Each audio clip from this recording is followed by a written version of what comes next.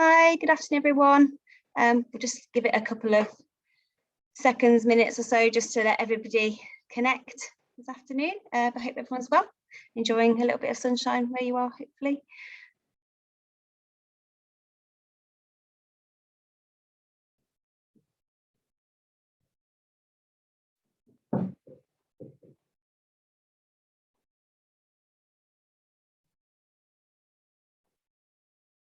Hi, we're just giving it a couple of seconds just to let everybody connect before we start, but I hope everyone's well this afternoon. Thank you for joining us.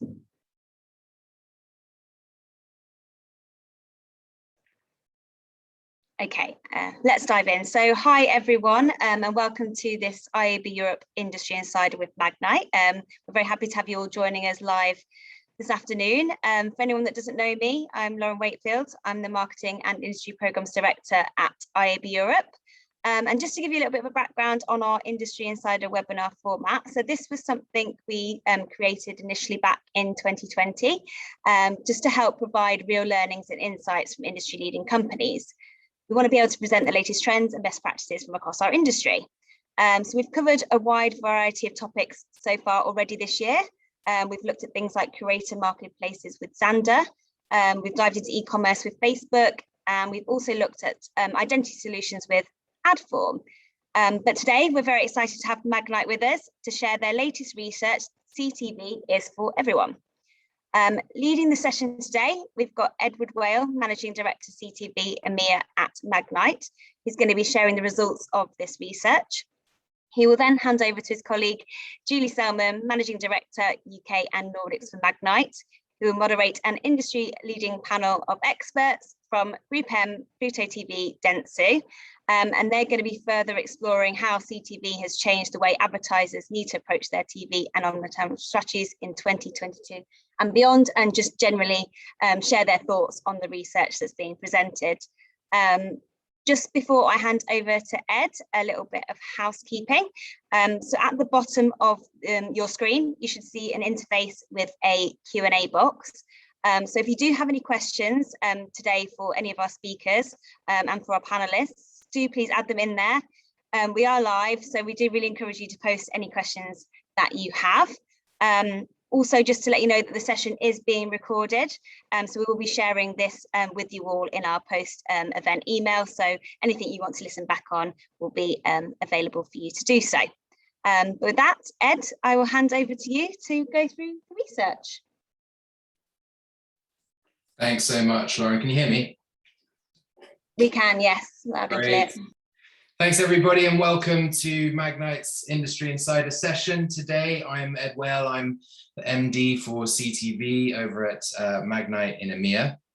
It's an absolute pleasure to be here to kind of share with you some of the top line results from our most recent research report, CTV is for everyone. Of course, I'm particularly biased when I say that I don't think there's been a more exciting time to be working in the television advertising space. You know, the shift from traditional TV to streaming has been gaining momentum over the last few years. I think only some years ago, you know, CTV was perhaps the territory of younger demographics and early adopters. But I think as technology offerings have improved, as you know, some of those peripheral devices have actually become quite sleek user experiences on smart TVs. And what we've found is that the universal appeal of the CTV viewing experience is now playing out, and it's popular across all demographics, lifestyles, household compositions, and therefore reflects, you know, the diverse national profile. So, you know, it's been fascinating to kind of track, you know, the CTV evolution over the last couple of years. It's certainly been some pivotal years for us all. You know, CTV's growth has been a long time in the making, but the pandemic has absolutely accelerated the adoption of new viewing habits, consumption habits, and spending habits. So advertisers are now kind of faced with a new landscape, which is a different picture. It's a new picture to navigate. And obviously they have a new opportunity to kind of capture new customers as these new consumption patterns and buying habits really bed in as we come out of the pandemic. So in 2020, SpotX released our CTV is for everyone research. This was looking in more depth at the transition towards streaming across the US, EMEA and APAC regions. In February of 2021, Magnite released their Future Forward research, which kind of looked in more depth at advertising and the role that that plays in driving business outcomes from CTV. And following Magnite's acquisition of SpotX, which of course brings two teams under one roof, we're looking to now build on those two research reports and provide an updated snapshot, a holistic view of the streaming landscape, as it currently stands. So this is our third research report in less than 18 months, and that's because we have a commitment to understanding this evolution from a regional perspective across global regions, but also to understand the nuances between each European market, which of course, there are. So this time around, we partnered with Statista, and with Statista, we surveyed 1,000 person groups of TV viewers, one per EU5 market. And we define TV viewers as people who watch at least 7 hours of TV per week on a big screen. A big screen could be a smart TV or a standard television, of course. And these groups were weighted based on, the country's profile for age, gender, and region. So we have a really rich data set here that is statistically kind of accurate, a statistically accurate picture, of course, of the landscape. Our core objective with this research was to uncover, the diverse attributes of the CTV audience now that it is growing to be so large in size. And to do this, we sought to contextualize, the composition of this audience and understand how it differs from traditional TV only viewing audiences. We wanted to examine the ability of CTV to reach key consumer targets and also to understand the value of CTV audiences in driving actual business outcomes for advertisers. No CTV presentation, of course, would be complete without a definition slide. There's often debate about the adequacy of certain definitions, and I think that is just as a result of the dynamic pace of change that we have in front of us. But for the purposes of this report, and when we think about defining CTV, we're very much aligned with the MRC's definition of digital video delivered to televisions via an internet-connected device or via functionality within the television itself. There is obviously a huge amount of detail in the report, which we are available to go through with anybody that's interested in more depth. But for today, I wanted to cover kind of three key areas. The first of which is to talk a little bit about what we found about how EU5 countries are now watching television.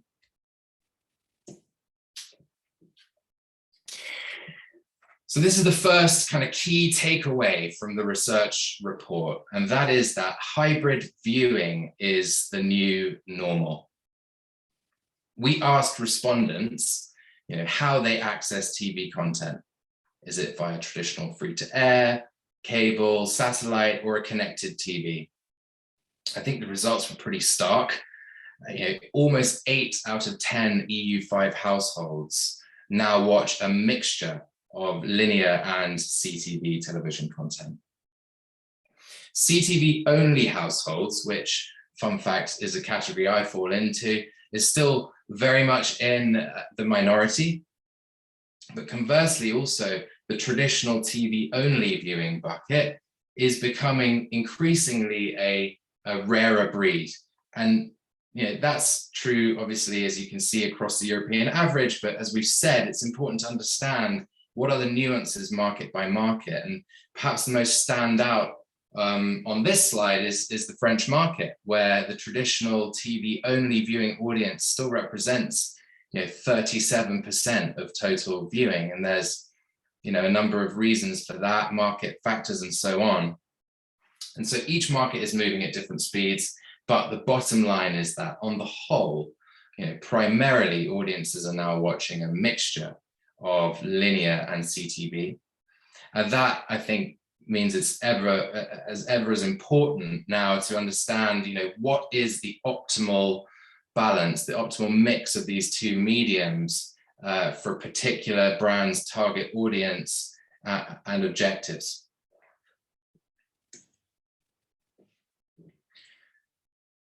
We mentioned a little earlier also that the pandemic has forced change upon us in a number of different ways. It has accelerated, consumption trends, and TV viewing was no exception. We worked with some partners on this research report as well. So Samsung very kindly contributed this statistic amongst others, which you'll find in the research report. And what you're seeing here is that across their ecosystem during the pandemic, they obviously found that overall TV viewing increased, which I suppose is understandable given the restrictions placed upon us. But what's really interesting to see here is that comparatively to traditional TV, CTV viewing increased at 3 times the rate during the pandemic. So it's great to kind of corroborate some of our findings with sort of partner research as well. And this particular stat, I think, goes to show it's a key indicator, right, of the continued shift that we're seeing and the likelihood of this trend continuing towards CTV consumption. Another key trend that we found during the research was the respondents' kind of affinity to advertising supported content. So, in the early years of CTV, I think it's fair to say that CTV viewing was pretty much dominated by the SVOD services. However, from the Magnite findings, and this is also reflected in kind of partner research available in market, the uptake of AVOD services is accelerating now faster than new SVOD services. And, we're at a point now where our research has reflected that CTV viewers now watch AVOD and SVOD in pretty much equal amounts. I kind of feel that, SVOD services showcased to the masses a new and intriguing kind of TV viewing experience. But what we're finding now is that, viewers want a variety and a diversity of content, and that is going to incorporate a meaningful portion of advertising supported content. So now we understand a little bit about how TV is being consumed across the region. The second area I wanted to focus on was to uncover kind of who is watching CTV. What is the CTV audience comprised of, and what are the diverse attributes that characterize that audience? Looking across Europe, the CTV viewer group is becoming increasingly reflective of the national population, while traditional TV viewing only is starting to skew kind of more drastically to specific age groups. The standout stat on this slide, of course, is that 48% of traditional TV viewers are aged 55 plus, whereas that age group actually only accounts for 28% of the total population. Again, in the early days, we were probably seeing the reverse of this trend, right? CTV viewing really being accounted for by younger demographics. But now that picture has changed, and CTV viewers are far more reflective of, as we said, the national population. So not only is delivering to younger audiences via traditional TV getting more difficult, and more expensive. CTV, however, at the same time is emerging as a medium that can provide mass reach to multiple demographic audiences, and also, of course, with the added benefit of one-to-one data targeting capabilities and measurement capabilities. Further to this, we found that viewers of CTV or CTV households are much more likely to use a diverse and broad range of devices, such as tablets, gaming consoles, which of course presents an opportunity for omni-channel executions. You'll see here also smart TVs have obviously played a pivotal role in driving adoption of CTV.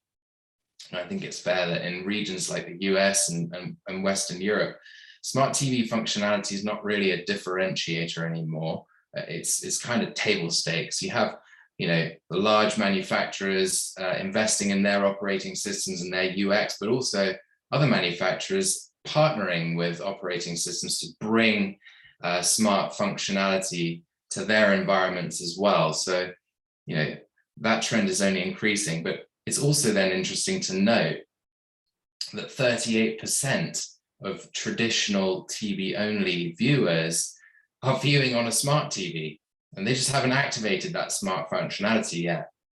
So that kind of clears a path, I think, for that segment as well to be activated when they are ready to convert.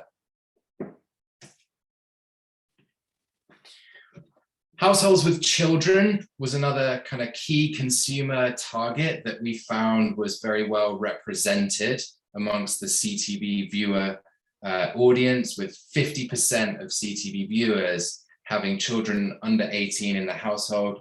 That's just higher than the 44%, which is the EU5 average, and pretty significantly higher than the 32% for traditional TV. So I think CTV can be considered an effective medium for reaching parents, and indeed we found many other key consumer targets. So 65% of purchase decision makers, 88% of gamers, 64% of the non-native population, so those born outside of the country of their current residence, and 85% of those who are intending to travel when it's safe to do so, which you can definitely put me in that bucket.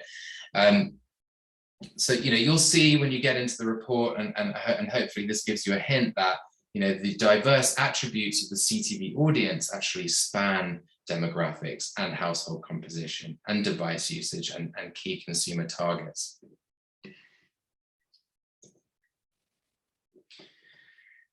So the third and final area I wanted to speak about today were some of the findings relating to how receptive CTV viewers are to advertising in comparison to their traditional TV only counterparts, and also provide a bit of a hint that we discovered in this research about how brands might think about tailoring their messaging when reaching the CTV audience. Obviously you'll all be aware that one of the core benefits of connected TV as a medium is the opportunity for data-led targeting capabilities. And of course, media owners actually have an opportunity to establish a direct consumer relationship and receive profile information from individuals that they're then able to activate. And all of that contributes to an opportunity for more relevant advertising messages and more personalization in the CTV environment. Perhaps it's in keeping with the previous stats that showed that the CTV audience were kind of more digitally inclined, that we also then found that almost half of CTV viewers displayed a greater affinity towards sharing their information in return for more relevant advertising. And equally, our data revealed that CTV viewers are almost twice as likely to pay attention to an ad that is personalized to them. So it's quite exciting to consider that, CTV offers these capabilities, these data-led targeting and personalization capabilities, but that also the viewing audience that will be targeted are pretty receptive to those types of strategies. And then to take it kind of a step further, once a brand or once you've activated your targeting strategy, then it's important for brands to consider, the tone of their messaging for the CTV audience, that given that half of CTV viewers, or actually well over half, express the importance of buying brands that align with their values. And the top values that were most important to this audience were those of wellness and the environment and human rights and equality. So I think, in the backdrop of the pandemic and the climate crisis debate, and diversity, equity, and inclusion rightly being brought to the forefront, the CTV audience, I think we can consider them to be more expectant of brands to respect the values of conscious consumerism. And so if brands get all of that right, if they're able to plan and execute the right balance of linear TV and connected TV, if they're able to execute sophisticated targeting strategies to reduce wastage and increase relevancy of messages, and then of course, if they're able to ensure, that socially responsible actions and messages, they have a huge opportunity to reach an audience that is highly receptive to their messaging, and also we found twice as likely to actually make a purchase after viewing an ad on CTV. So that is all you have from me today. Thanks so much again for your attention. As I said, there's a huge amount of detail in the report. Please, I strongly encourage you to download it, take a look. And indeed, the Magnite team is on hand to go deeper if you so wish. And with that, I will hand over to my colleague, Julie Selman, Managing Director UK and Nordics at Magnite, who will moderate a discussion about the results and the wider ecosystem as a whole. So thank you very much.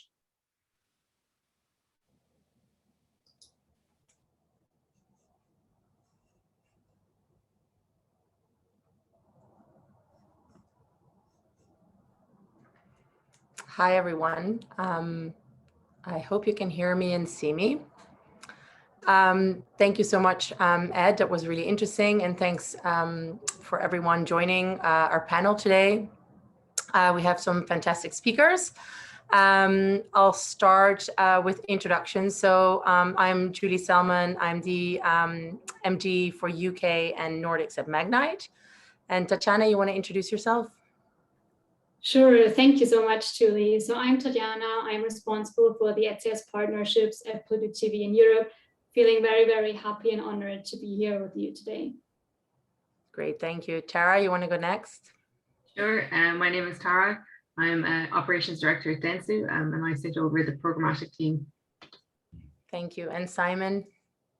Hello there, Simon Thomas. I'm the Global Director for Audiences Research and Investment Management at Group M. So everything from strategic planning through to activation and trading. Great, thank you. So we have this fantastic panel here today. Welcome, everyone. Thank you for joining me. We'll start with a question, obviously related to the research. Tatiana, I wanted to ask you, so we just heard from Ed that CTV has come to complement really linear TV and not exactly replace it yet. And this sort of hybrid viewing is now the new normal. I'm just really interested to see how Pluto is sort of navigating this as a fairly new CTV player. And what do you consider essential to sort of enhance the synergies between both worlds of linear and connected TV? Yeah, of course. So these are great questions. I'll start. First of all, CTV is a very, very broad term. So in this world, we consider us as a fast service, so free ad-supported streaming TV. And we were actually pioneer in using the terminology, and it's also very great to expand that to Europe now. So we definitely see Pluto TV as an evolution to the classic TV, so a new world of free TV, because we know that viewers, they are actually looking out for simplicity, so easy to find and easy to access great additional content. And we want to offer that with a great lean back experience, you know, like in this digital way of viewing, and no hurdles for users. And then regarding to the hybrid viewing, I think that's super great for brands because, for example, in a research shown for Pluto TV audience, we also saw that there are those ones that are hard to be reached actually with classic TV. So our audience is fairly young, so between 18 and 34 in average. So I would definitely consider CTV or Pluto TV itself as an extension to linear TV. Great. That's very interesting. That makes sense. From a buyer perspective, Simon, how are you viewing this space? Are you already internally sort of set up to capture the opportunity on your marketing plans between your digital teams and your TV planning teams? Well, we haven't got the time for me to go through and answer that for all 5 of Group M's agencies, I'm afraid. But let me just say, it varies. It will depend on the client and what category that client is in. It will depend on the country, or is it a regional or even global team. But I think increasingly what we're seeing is where the client requirement exists, we would certainly have an AV team, and that AV team would be very, very knowledgeable about the complementarity between what is, and I disagree with these terms, but what is called linear TV, what is called on demand, what is called CTV, advanced TV, OTT. They are all total video. It's premium content on a large screen primarily. And to me, it's a single ecosystem. So I'd urge us to try and drop this concept of an extension, you know, value each of those components within it in the same way that we value new pay TV channels when they arrive. You know, so, I go back 44 years, I go back to 3 channels. Life was easy. When we got to 100, we wondered how we were going to cope. Now we're in the thousands, and we've got audience fragmentation going all over the place. So for us to be in that situation as an advisor, as a recommender, and as a partner with our clients, it's absolutely crucial we understand the interactions within the ecosystem. And so therefore, for me, you know, I remember watching Pluto well before they were acquired, very early days, because it's actually got TV. I remember you've got a great back catalogue of some programs from when, you know, I was watching in the 80s and 90s. But I think the point here is that it's that complementarity between all of these different platforms and different delivery models, including subscription. You know, and my suspicion is most subscription will become a hybrid before too long. But in terms of us as an agency, we're very much prepared. Many of our clients are as well, and are asking the right questions. Right. And I'd just like at this stage to thank you guys at Magnite for an excellent report. There's some of it I don't agree with, and we will debate that. And that's not now, but offline. But that's fantastic. But the more and more we get this sort of research, the better and better our understanding is going to be. So thank you very much. Great, thank you. Tara, I was going to ask you the same question in Dentsu, in terms of, are you already set up for this new ecosystem, and how do you approach this with your teams internally? Yeah, so I guess like from a planning perspective, you know, my background is predominantly been in programmatic. So we've seen a massive growth in the buying of CTV over the last couple of years. And now it's just part of, you know, the plans that we have for all of our advertisers across EU markets, which is great to see. You know, we do see it as it's not a direct competitor with our AV teams. It's there to kind of complement those buys and to target a broader audience in a different environment. And, you know, obviously from the research you've done, it's there to show, you know, what buying CTV can do for our brands. Great. Yeah, thank you. Going back to Tatiana, as a CTV publisher, so what is your own experience? Sort of, you were saying earlier already about your audience being fairly young, and how do you sort of see alignment with the numbers from our research? Do you think it's very different? And do you have some insights into what you see on your end? Mm-hmm. So first of all, I really want to emphasize also on what Simon said. So thank you also from my side that you're doing like more and more research, because I think this is super, super important also for the industry. Also, thanks to Ed that he was presenting great insights. I will just jump on some of the key takeaways, because otherwise I think I will extend like the whole hour to just talk about that. So we can definitely confirm, for example, that CTV is clearly for everyone, right? And the users, they want TV to be easy. They want to have this great additional content. And also we know from our study, for example, that proof that this great quality content that can be accessed for free is what users value as well. So therefore they accept ads in exchange. And we also see that in our outstanding ad completion rate, for example, because we see users are not jumping off in the ad breaks or stepping away. And then also, for example, talking about the diverse profile. So we see a great interest in all our huge content variety, from kids to young adults to older adults, so to say, to like niche content and so forth. And also we see some, or like most of our Pluto users actually co-viewing. So they're watching with their partners, families, or friends, for example, and just like very, very few numbers is watching by themselves.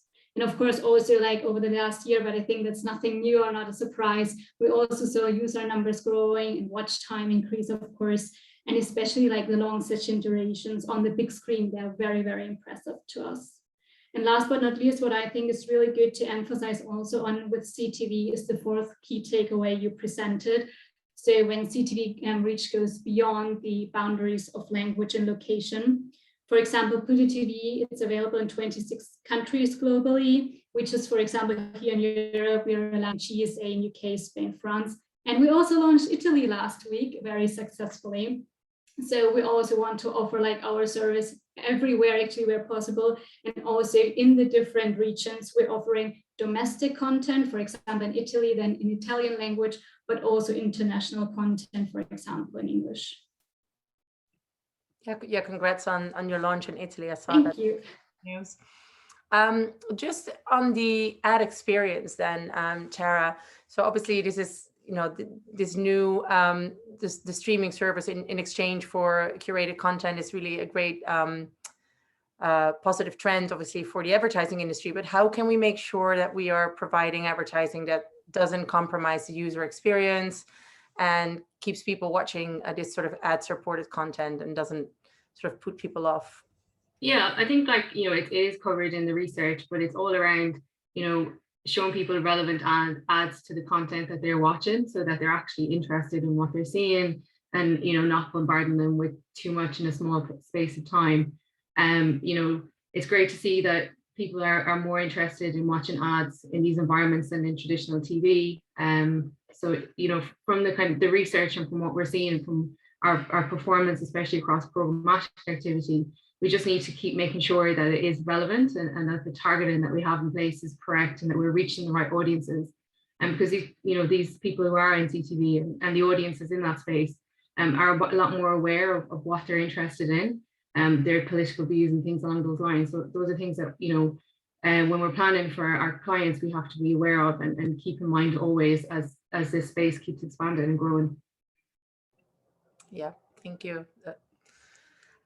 Simon, on that sort of extension of the same question, but when we talk about, you know, the application of data in CTV, we really have this sort of diamond in the rough at the moment. And you were mentioning earlier, obviously linear TV and CTV is sort of part of the same plan, essentially. What can we learn as CTV, you know, buyers and publishers as well from linear television in terms of standardization and transparency, all kind of measurement, these kind of things? What's your take on that? Well, it's a very frustrated take. I mean, quite frankly, we've got a mess, a complete mess. The industry has not kept up with the change in consumer behaviour. and we've got too many silos, too many walled gardens, and if we're not careful, we're going to end up going into even more walled gardens, CTV being a potential walled garden in its own, and silos within it. I mean, I don't know if anyone from the US is on this call today, but the US market is beginning to look as though it could go towards currencies for each of the individual network channels. So NBC, CBS, and Fox have their own measurement currency. That's crazy. So there's a lot of work going on, and I call out to the WFA and ISBAR in the UK and the ANA in the US, who are moving forward with a single measurement proposal. It's a North Star proposal, but there's a lot of people working very hard on it. But for today, where we're at, we're dealing with a completely different sets of metrics. I'm also, an old-fashioned madman from the old agency world. We used to measure outcomes. We used to measure consumer sales. The fact it was based on ratings was because that's what the TV stations sold us, and still do. And impressions are sold on digital. Again, that's basic exposure. We should be talking about, as was referenced in the report, things like attention, where Karen Nelson-Field and Tom from Lumen are doing brilliant work on attention, but on actually what's happening in consumers' purchase journeys and how that affects the actual ROI for the client.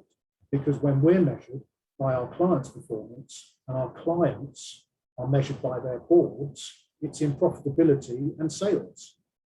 It's not ratings, it's not even net reach. They are just a means to an end. So I think the industry's got to pivot and has got to start focusing on the end result rather than quibbling about what sort of measurements we're making in silos within individual channels. I think we've got a long way to go. And to the point, I mean, and I completely agree with what Tara was saying about programmatic. And we're seeing some great stuff coming through from contextual targeting as well within programmatic. I mean, programmatic is important to us within Group M, obviously, because we set up an entire division, separate company, Finecast, to do it. Addressable in stream, in linear, with potentially dynamic ad insertion. That's phenomenal. That's great. And a lot of people think the broadcasters have been sitting by while the digital world and digital video has grown. They haven't. We've had AdSmart from Sky for many, many years in the UK. It's beginning to happen now in continental Europe. French laws have changed, so it's now possible in France as well. We've got Planet V come through from ITV as well. Channel 4 have been managing an enormous DMP in terms of customer information, highly effective targeting for a number of years now. So the broadcasters, I think, are beginning to get their act together. And for me, what I'm seeing at the moment is BVOD as well as AVOD are the two rising stars. And hence my earlier comment. I personally think that Netflix and Prime, possibly even Disney, might need to adopt some form of hybrid model. Well, Prime are actually doing it with their IMDb inventory at Christmas. I think it's got to come because subscriptions are going to plateau out. We're not going to get people stacking subscriptions ad infinitum. And AVOD is providing an extremely attractive proposition, and BVOD is coming of age. So, we're shifting linear, live to on-demand anyway. That's already happened. And we've got to get rid of this idea of time series TV spots. It's about an overall delivery, and we must be able to measure that delivery, but also have it as a currency. All of it with trust, and the consumer has got to trust advertising. So we can't bombard them with high frequency ads. We've got to be very careful and balance the monetization. Thank you, Simon. Definitely, but all good news, I think, for the advertising industry and the publishers as well.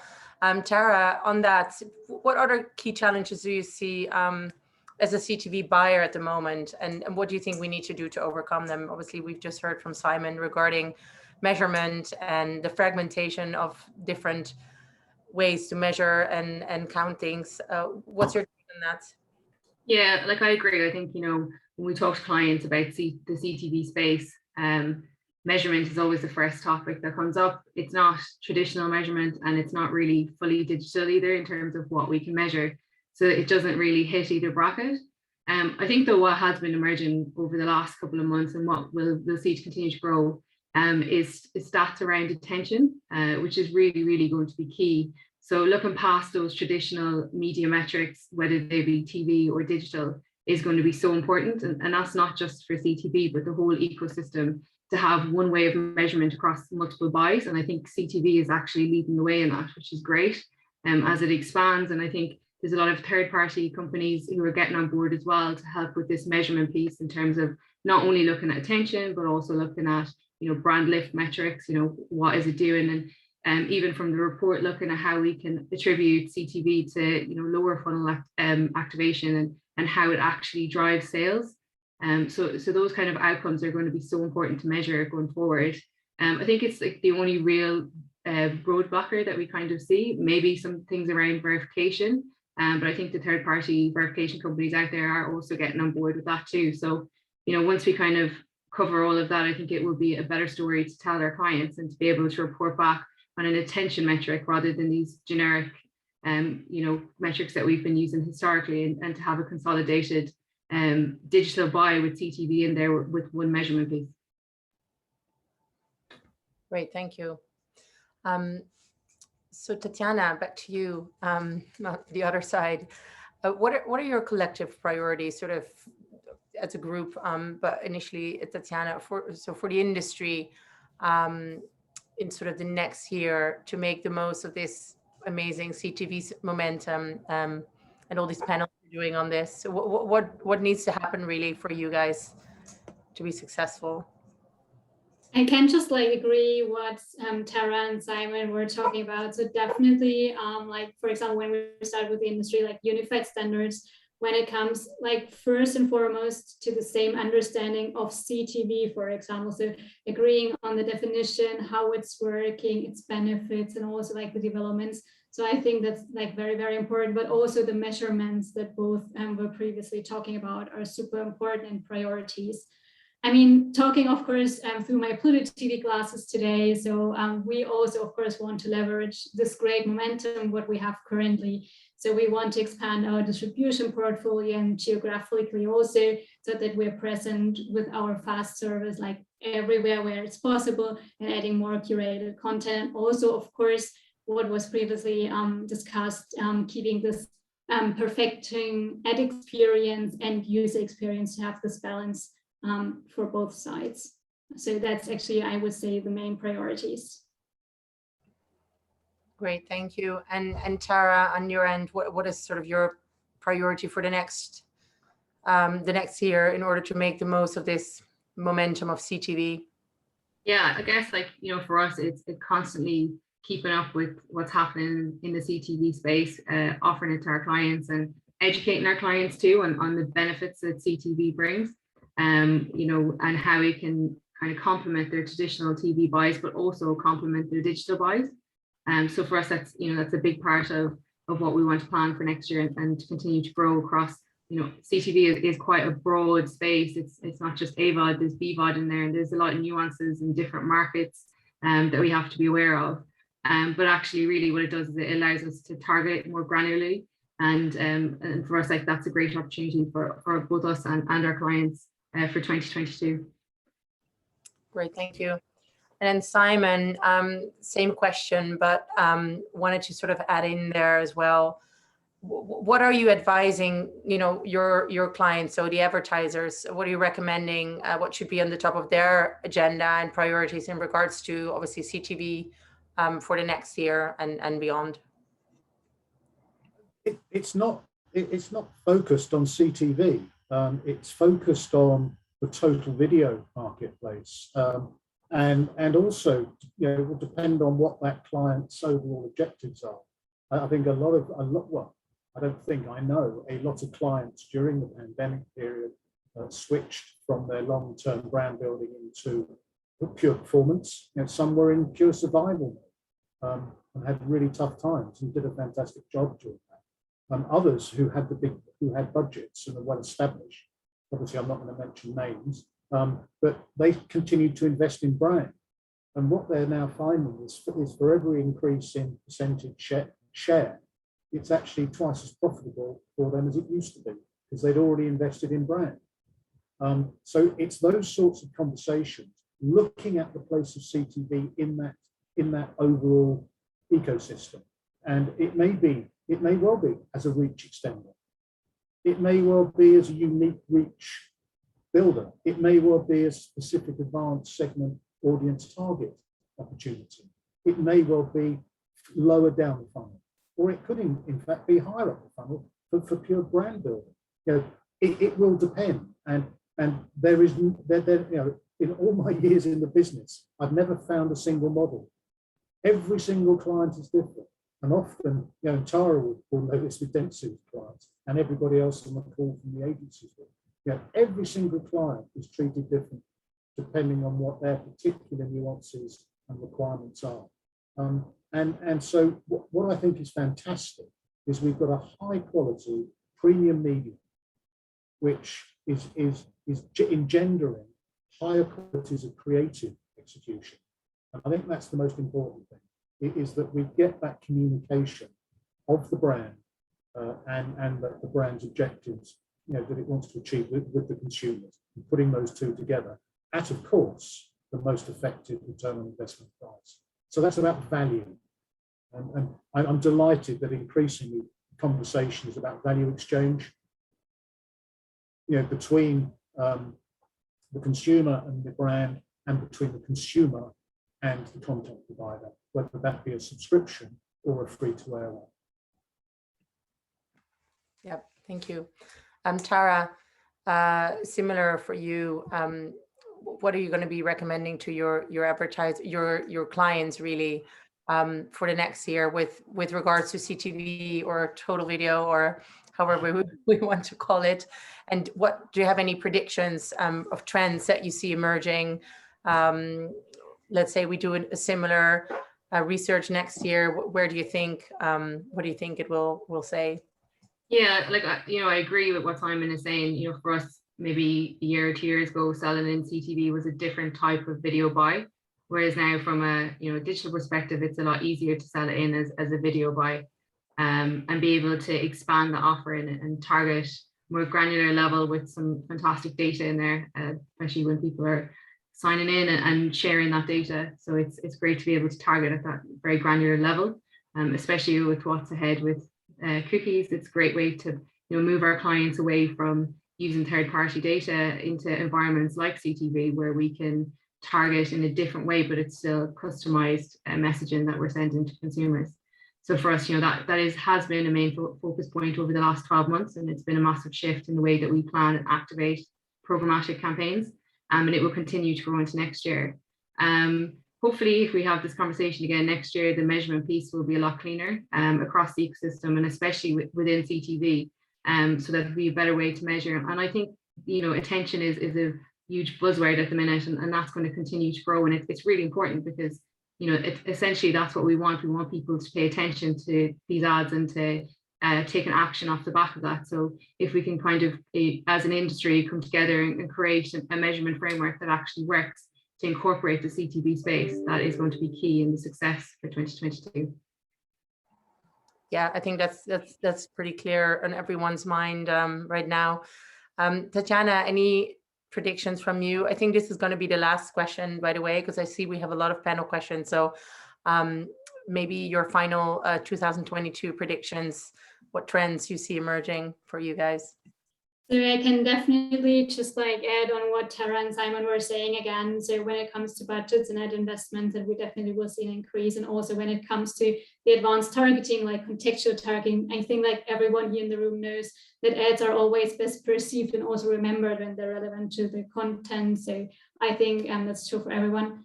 Just like adding in the end, we're super excited what's coming. And definitely when we're talking next year, I really hope that some standards are maybe like already available, some more measurements. So yeah, we're just staying tuned and super excited and curious. Great, thank you. So thank you everyone, panel, for answering my questions, super insightful. We have quite a few questions from the audience. So, and I'd love to ask this first question to Tatiana, if that's okay, which is, when will Pluto TV be available in Poland? So I'm super happy that the audience is also so curious about Pluto TV's geographic expansion. So as we just recently launched in Italy, we're going to launch more countries next year. And also, of course, our Europe coverage will be more and more widened. I can't tell an exact date, but for sure, it will be released. And then Poland is for sure in our minds, so to say, for the expansion. Great, thank you. So there's a lot of questions around measurement, and what we've been discussing that quite a bit as well. So one of the questions is, so TV on the internet, should measurement be based on GRPs or impressions? And what are your thoughts on this? Either Simon or Tara, do you want to take this question? Is this the one from Michael? Yes, from Michael from Nielsen. Yeah, okay, yeah. Well, he's a very naughty boy because I told him all about this. We had a face-to-face meeting, would you believe, at Winchester Cathedral in Hampshire, which was fantastic. He was over from Poland, I wasn't in London, and we actually met. I mean, how wonderful is that? Anyway, yes, very good question, Michael, as always. I go back to what I said. I don't think we should be actually using either. I think we should be using more advanced metrics, but further up the attribution and outcomes channel. But GRPs and impressions are just a monetization. So is it about measurement or is it about trading currency? And I think we need to actually decide as an industry which one we're going to use. Personally, I would prefer to see a standard GRP. Maybe that's because I'm an old TV man, but we would need to use what's called duration weighted GRPs. So you would have a 30-second equivalent one for TV, but maybe for CTV, it would be a 20-second equivalence. And for a Facebook Watch or for a premium YouTube, it might only be a 10-second duration, and they have the same weight. But that's absolutely fine, and the MRC in the States have actually already defined that, and that's part of this WFA cross-media measurement initiative, as trying to accept that globally. And for me, I think if we can move down that route, the other way of doing it is everything becomes impressions. So you take away the 30-second equivalence on TV, and it becomes just an impression. Well, you're going to see reach go up through the sky. TV impressions will be way, way higher than anything you see in the digital world. So, that's the alternative. Personally, I'd like to see it more constructive because it's about that consumer relationship and it's measuring consumer effect. It's not just measuring eyeballs. And we're talking about people. There you go, Michael, you've got your answer again. Tara, what are your thoughts on this? Yeah, I guess, for me, I have a digital background, so impressions is the language that I speak. Yeah, so it would be great if, we could find one way of measurement and across both, but again, there's different ways to bind them. So I don't necessarily think that it's a massive blocker. I think, the measurement piece that keeps coming up is probably the most important element of it. And from the research that's been carried out, research like this is really going to drive the way forward for both CTV, but also for linear and how we can work more closely together and deliver the best campaigns for our clients. And how about attribution? There's another question, so it's quite, sort of related. So how can we better the attribution model within the CTV universe? Do you have any thoughts on that? Yeah, I guess it comes back to looking at it differently, moving away from looking at it in traditional digital terms, not trying to measure it the same way you do other, especially programmatic or digital buys, but using the likes of, external third parties to run reports. The Lumen studies are great, for attention, those kind of insights are unique and bespoke to clients. So that is much more valuable than any attribution model. So it's about changing the way that we measure and not trying to make it fit when it doesn't fit in the puzzle. Expanding what we're doing within the measurement space, not just in CTV, but across the whole ecosystem to incorporate CTV into that. Julie, if I might just say, one, call out to Dentsu for the work they've done on attention. They've done some great work there with the attention economy.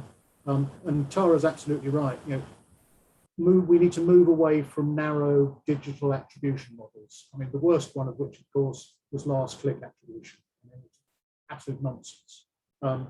Move back to more econometrically based, and we're going to have to when cookies disappear.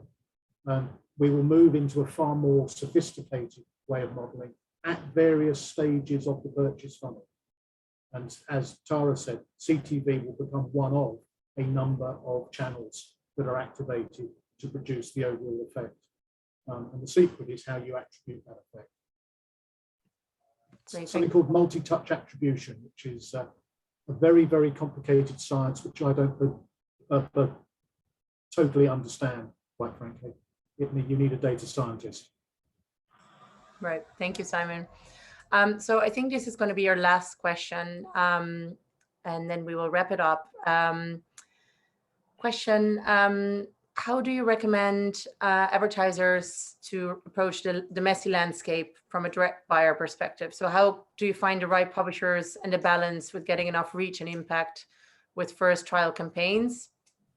As you said earlier, there's a lot of players to look at, and they all have each have their own specificities. So do you want to, I think that's directed at you, Simon, so maybe you can quickly, succinctly answer this one before we have to. Thank you. Yeah, I mean, a very, very quick answer to that. Go and talk to an agency, because that's what agencies do for you. If you still want to go direct, choose a major player, and that could be someone like Sky, who put a lot of advertisers, first-time advertisers without agencies, into their addressable program and gone online, or go to one of the major aggregators. You know, it could be a Finecast, or it could be, you know, Magnite, Xandr, whoever, doesn't really matter, and work with one vendor. Then you won't work with multiple specifications. And from that test and learn process, then you can make your decision moving forward as your business expands. That would be my advice. Great, thank you. Yeah, and whoever asked the question, feel free to get in touch, of course. Thank you, everyone. We've linked the document, the research, in the chat box in case you want to have a closer look at that. And I think that's a wrap, really. Lauren, I don't know if you wanted to say anything else, but thank you so much to all the panelists, and Ed as well. Thank you. Yeah, brilliant. Thank you so much. That was such an amazing session. Really great to hear the research and then get everyone's opinions there. And thank you everyone as well for all your questions for our panelists. As I mentioned at the beginning, we have recorded this session, so we will follow up with that recording. And also, if there's anyone else wants to ask any questions on, please feel free to reach out and we'll connect you with the right people. But again, thank you to our panelists, to Julian, Ed for leading the session, and we hope you all enjoy the rest of your day. Thank you.